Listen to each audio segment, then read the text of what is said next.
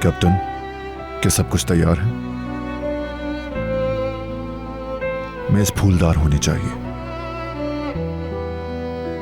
मेरे साथ एक प्राइवेट गेस्ट होगा। हर चीज बिल्कुल ठीक होनी चाहिए। ओके, फिर हम 2 घंटे बाद मरीन पर पहुंच जाएंगे।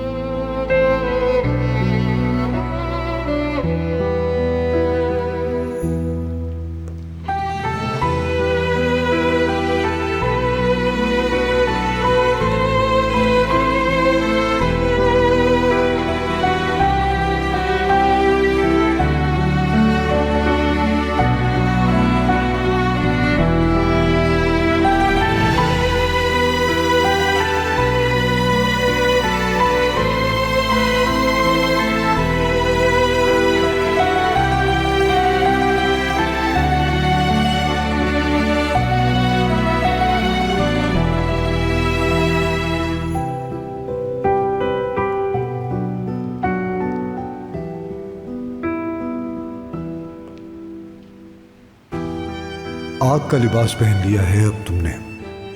ना तो तुम इसे उतार सकते हो और ना ही खुद को जलने से रोक सकते हो।